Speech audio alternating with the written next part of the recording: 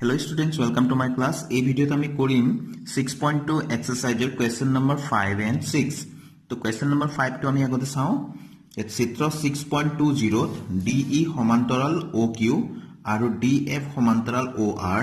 তেন্তে দেখুৱাব লাগে যে EF সমান্তৰাল QR। এতিয়া এই চিত্ৰটোত চাও 6.20 চিত্ৰটো হৈ গ'ল এটো। তো ইয়াত কৈছে DE সমান্তৰাল OQ। তো DE সমান্তৰাল OQ আকৌ DF এফালে আছে সমান্তৰাল OR তেনেহলে আমি প্ৰমাণ কৰিব লাগে EF সমান্তৰাল QR EF এটো আৰু AQR এই দুটা সমান্তৰাল বুলি আমি প্ৰমাণ কৰিব লাগে অতি সহজ আমি ফটাফট কৰো আহা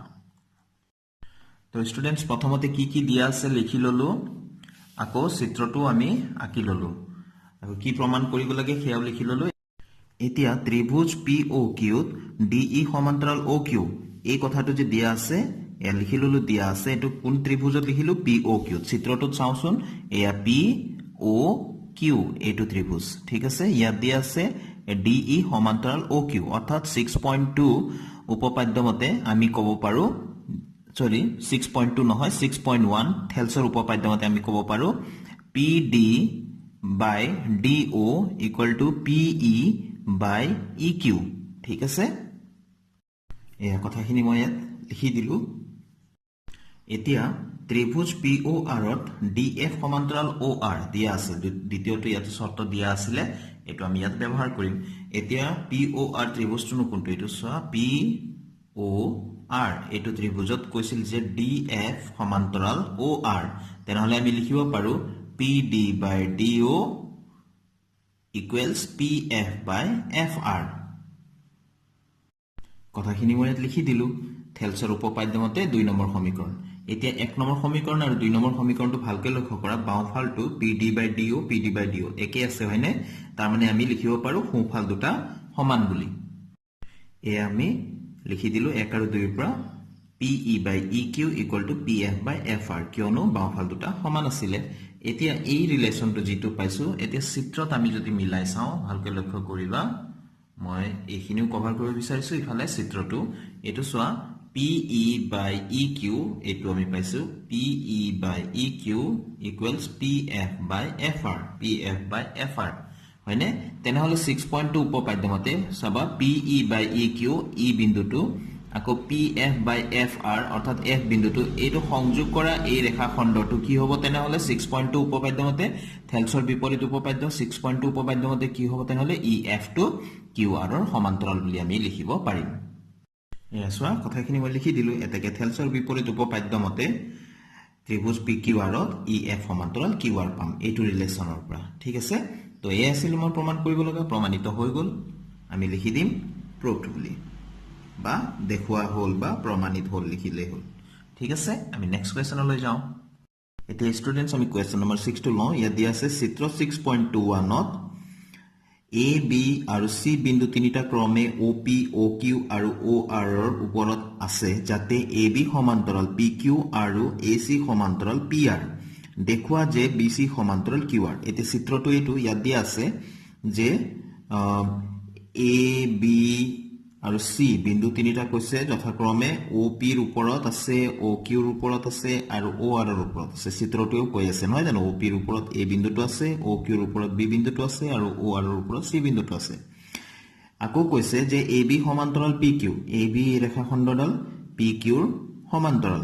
আকৌ কৈছে AC সমান্তৰাল PR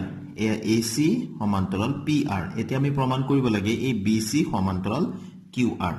ঠিক আছে অতি সহজ এটো আমি 6.1 আৰু 6.2 দুইটা উপপাদ্য ব্যৱহাৰ কৰি এটো প্ৰমাণ কৰিব পাৰিম তো প্ৰথমতে আমি কি দিয়া আছে লিখি ললো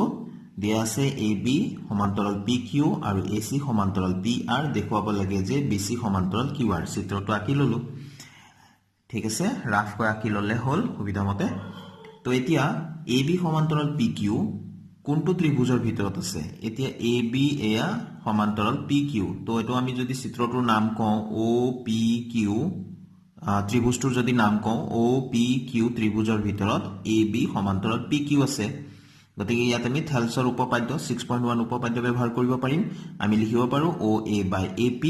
OB by BQ হে কথাটো এতিয়া লিখিম এই কথাখিনি লিখি দিলো যে ত্রিভুজ OPQ AB সমান্তরাল PQ দিয়া আছে এতেকে OA/AP OB/BQ থেলছৰ উপপাদ্য মতে একে ধৰণে আৰু এটা কন্ডিশন দিয়া আছে AC সমান্তৰাল PR এতিয়া আমি চাও AC আৰু এয়া PR সমান্তৰাল এটো কোনটো ত্ৰিভুজত আছে OPR এটো ত্ৰিভুজত নহয় জানো গতিকে OPR ত্ৰিভুজত যদি AC সমান্তৰাল PR হয় তেনেহলে আমি লিখিব পাৰো OA/AP OC/CR এই কথাখিনি এতিয়া ইয়াত লিখি দিম তো এয়া লিখি দিলো ত্রিভুজ OPR ত AC সমান্তরাল PR গতিকে OA/AP = OC/CR থেলছৰ উপপাদ্য মতে এটো 2 নম্বৰ সমীকৰণ দিলো আগৰটো 1 নম্বৰ সমীকৰণ এটো 2 নম্বৰ সমীকৰণ এতিয়া চাবা এবাৰ কৈ আছো আকৌ OA/AP OC/CR এতিয়া OA/AP এটো যেনেকৈ আমি ইয়াৰ পৰা স্টাৰ্ট কৰি পেলাই এনেকৈ কলো দ্বিতীয়টোৰ কাৰণেও কিন্তু আমি ইয়াৰ পৰা আৰম্ভ কৰিম ঠিক আছে বলে এটা OA/AP লিখিলো পিছৰটো বলে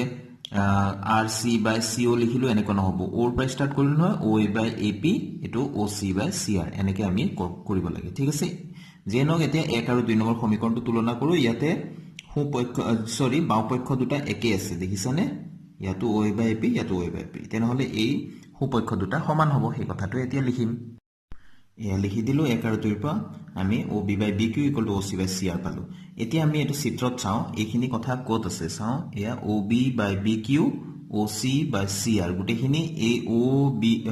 OQR এটো ত্ৰিভুজত পৰিছে নে OQR